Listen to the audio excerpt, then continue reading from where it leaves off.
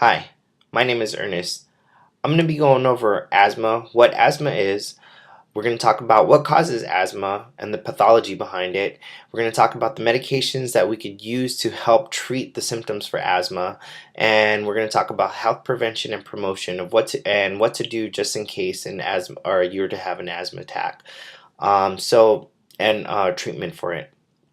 So first and foremost, what is asthma? It is classified under as a obstructive pulmonary disease, and within this, there's three different types. You have asthma itself, emphysema, and chronic bronchitis. All fall within the obstructive diseases. So what's going on? An airway obstruction is occurring, which makes it worse for you to expire or cause an expiration. You need more force, and it causes you to use more of your accessory muscles. And a unifying symptom that you could see is dyspnea, which is difficulty with breathing, and wheezing in itself. Asthma is more of a chronic inflammatory disorder that's specific towards your lower airways, more specifically your bronchial mucosa, which causes more of a hyperresponsiveness of the constricting airways and an inflammatory response. And what happens is you get variable airflow obstruction that occurs, and it's usually reversible. It affects about 300 million people worldwide, and about 24.6 Americans suffer from asthma. It is commonly seen as a familial disease where 100 genes have been identified playing a role in the pathogenesis of asthma. However, risk factors that contribute to asthma are allergen exposure, urban residents, depending on where you're at or where you live, exposure to air pollution, and also tobacco smoke. Other risk factors are recurrent viral respiratory infections and esophageal reflux and obesity.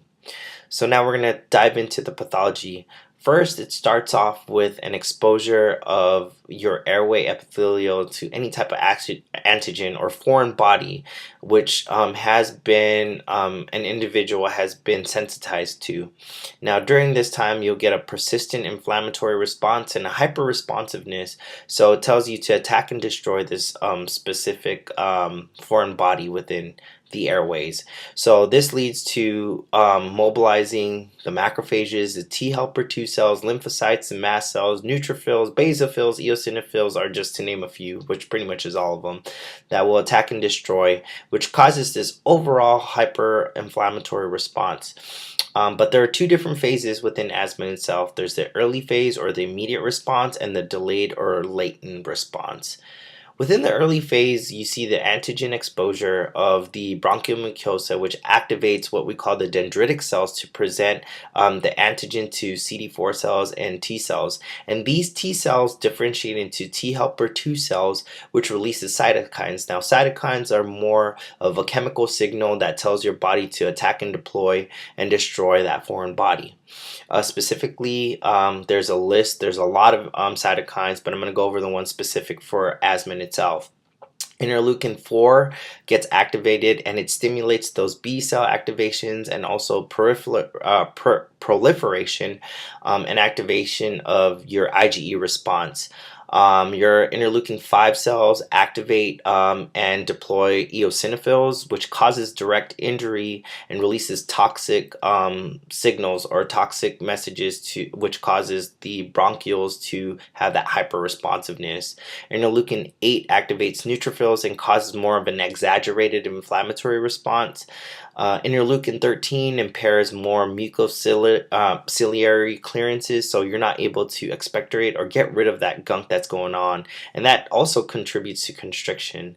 And last but not least, you have interleukin 22, which is not on the chart, but you can see, but we know that these actually are stimulating the adaptive and innate response even further, and it also activates the IgE to bound to antigens, which causes these mast cells to granulate, which causes more to come within it, and it exaggerates that inflammatory response, which exaggerates that cascade.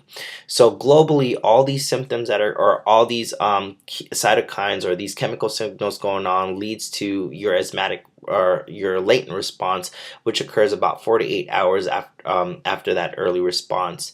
Again, this is more for those you release more of those chemical signals to recruit more of the inflammatory mediators, those interleukins, those cytokines, those eosinophils, to trigger more bronchospasms, more edema, and more mucus secretions, which decreases that airflow and ultimately causes an obstruction. Again, what we're looking at within the obstruction, it's more resulting from the resistance of airflow that decreases more during expiration. So what happens is what we see is called air trapping. So impaired expiratory flow, or your impairment to exhale, leads to air trapping, which increases that pressure within the lungs. Now, why is this vital and why is it important? Well, you're going to have decreased diffusion or gas exchange within the alveoli because you've blocked that area. So again, your cells are not going to be able to get the oxygen it needs, which causes you to show signs and symptoms of respiratory failure. But the thing is, your body's telling you to, hey, you need to breathe more because you have a decrease in oxygen that's going to the cells, which causes you to turn to that dusky and blue color, which leads to that respiratory failure. Next, we're going to talk about the different types of medications that are going to be used to help treat, or not treat, but reduce the symptoms of asthma in itself. The main drugs that are used for treating asthma are divided into two different types of categories. One are bronchodilators and the other are controllers. Bronchodilators act specifically on the smooth muscles of the airway, and they provide more of a rapid relief of symptoms. Sometimes we call these our rescue inhalers or rescue medications.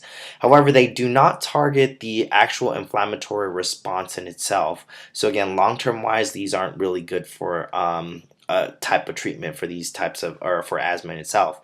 The three most common ones that we'll see for bronchodilators are the use of beta-2 antagonist, or agonist, beta-2 agonist, anticholinergics, and last but not least, sometimes we don't use it as much anymore, as theophylline, but I'll still go over it.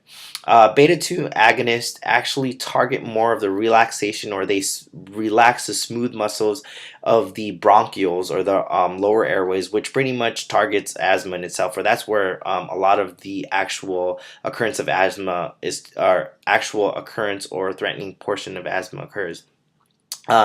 So again, what it does is it revises and reverses the disease process, and it also prevents the contraction of those smooth muscle airways from occurring again. These medications are available throughout more inhalation doses, and also, again, these are considered as our rescue inhalers. These are short acting, and again, common medications that we see are albuterol and sometimes terbutaline as well. They have a drug action of about 3 to 6 hours. They both have a rapid onset, and they're also used in prevention of exercise-induced asthma, which I'll talk about later on during the prevention of asthma. Usually you take these medications prior to exercising. Again, usual dosage is about 1 to 2 puffs through a meter-dosed inhaler, and after that, you pretty much take the medication at inhalation and then reassess your situation from there. Long-acting beta-2s are also available. Most common one is Advair, salmeterol, and formoterol. And again, you're usually giving, or usually patients get this dose about 2 times a day, and one in the morning and one in the evening time, and they're more of a longer acting, which lasts about 12 hours. The most common side effects for all these medications are seen as muscle tremors, palpitations, so really fast heart rate, and also an important, or an interesting thing, or key, is just like insulin, it's this lock and key mechanism, and what it does is it increases the potassium to go into the cell, which decreases your potassium, increases your uptake within the skeletal muscles, and it decreases your potassium blood levels. Anticholinergics, which is known as ipratropium bromide, they more target the nerve-induced bronchoconstriction and mucus secretion. So again, it helps with the whole entire secretion that's going on within the inflammatory response. They're not as effective as the beta-2 agonists. However, again, they target more the cholinergic reflex component when we're looking at this thing. So most common side effects you usually see are dry mouth, and sometimes in the elderly you'll see urinary retention and glaucoma in itself. Last but not least, we're going to talk about theophylline and aminophylline. Theophylline is more targeted towards inhibition of what we call the phosphodiesterases within the SPOOD muscles, which is usually given in a slow release once or twice a day. Again, IV ammophylline is given for severe asthma attacks. Really important about aminophylline and theophylline is that this is more, you start slow with your administration and serum levels, or we'll take your blood to see where your serum levels are at so that we can adjust these medications accordingly. The most common side effects that we see is nausea, vomiting, and headaches, which is caused by that phosphodiesterase inhibition. And sometimes a higher dose can lead to palpitations, diuresis, cardiac dysrhythmias, and also epileptic seizures. Now we're going to move on into your controller therapies or your control therapies. And first one we're going to talk about is inhaled corticosteroids, usually seen as Pulmicort or Flovent. They're really effective during the anti-inflammatory response, or during the inflammatory response, as they are anti-inflammatory agents.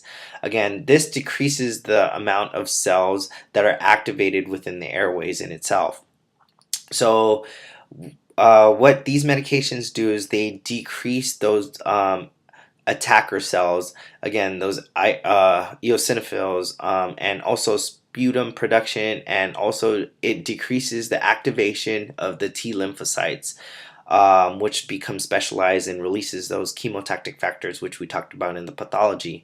Again, these decreases the amount of the mast cell degranulation, and it also sometimes switches off the transcription of multiple active genes for coding for the inflammatory genes. Again, overall, it targets these specific cascades for the inflammatory response, and that decreases your symptoms. Usually, this is given dosage-wise 1 to 2 puffs in the morning and in the evening time. Local side effects for this is dysphonia or difficulty with speech and oral candiditis, because again, this as a steroid in itself, or corticosteroid, it decreases the amount of that inflammatory response, so you don't have these more attacker cells to fight off any types of infections. So that's when you start seeing some kind of infections start to rise. And sometimes if you don't keep your mouth nice and clean, again, oral candiditis can occur, or again, decreasing that immune response, you have that oral candiditis to occur. Sometimes worst case scenario, we might use the big guns, is what we call it, and call in the systemic corticosteroids. Usually this is seen more for acute and severe asthma attacks. Sometimes you'll go home with an oral dose after you get an IV dose in the emergency department. You'll go home with the oral dose of about 30 to 45 milligrams once a day for 5 to 10 days without any tapering doses, which we usually see. Again, systemic side effects for these, for any type of corticosteroids, again, is bruising, osteoporosis, diabetes, hypertension, gastric ulceration, depression, and cataracts. So these are some things to look out for. Last but not least, we don't usually use too much anymore, but it is still in kind of like advice to use, is cromolyn sodium, which is an asthma controller drug that usually inhibits those mast cells to be produced, and also sensory nerve activation, which blocks the triggering induction for asthma in itself. Again, there's very little benefits in long-term control due to the short action of these types of medications, so we don't usually see them as much. So those are the different types of medications that you'll see.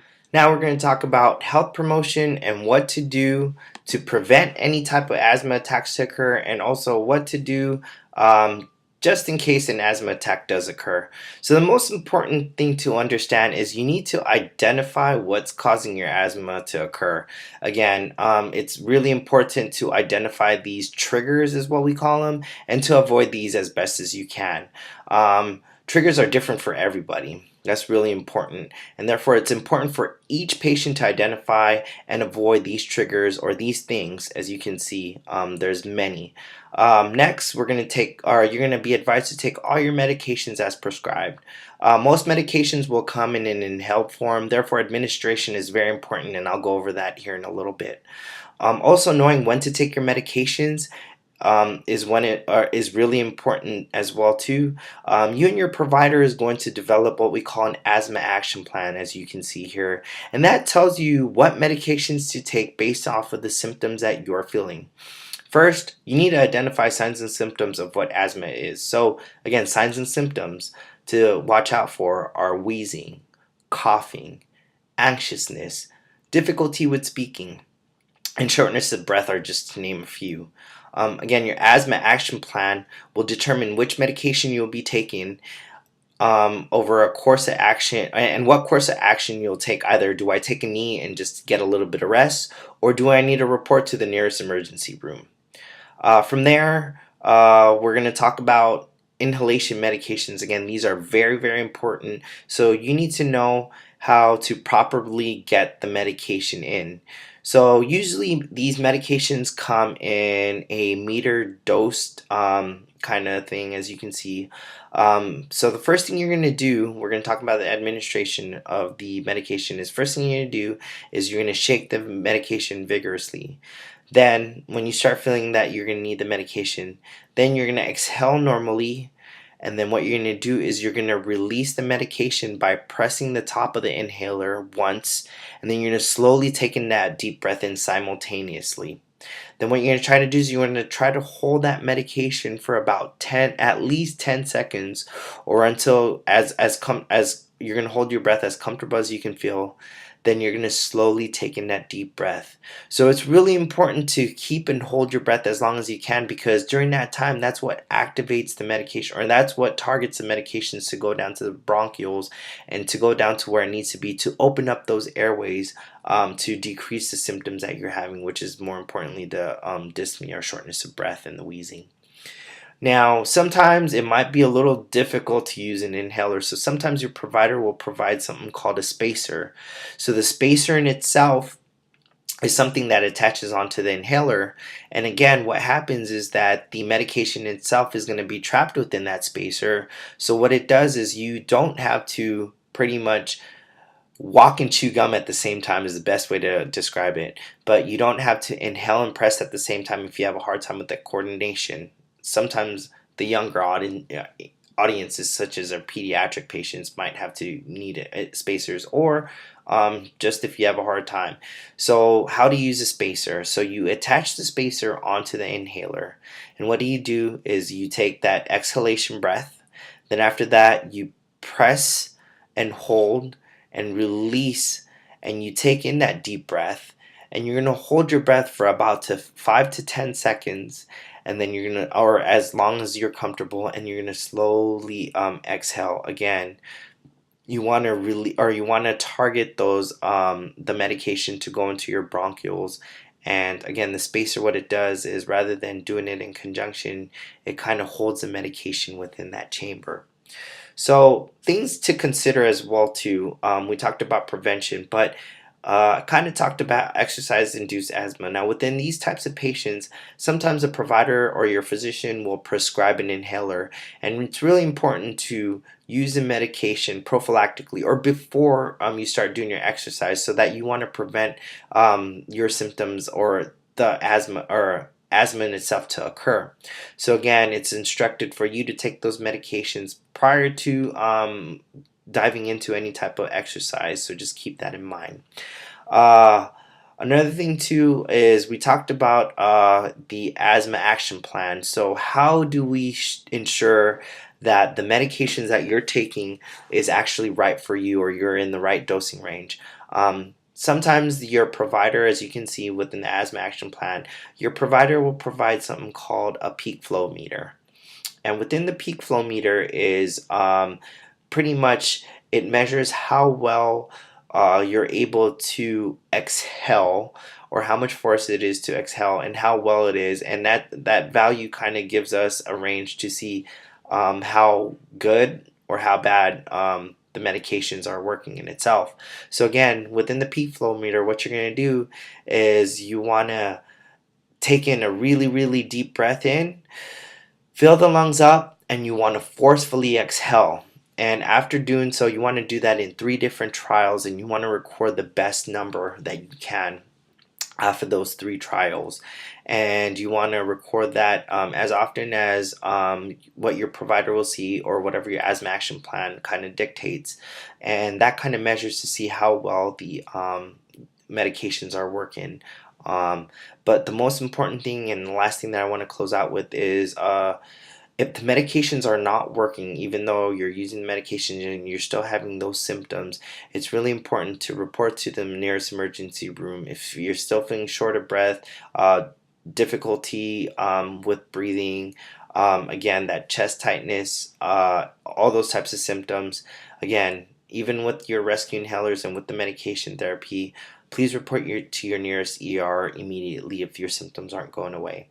Again, that concludes my presentations.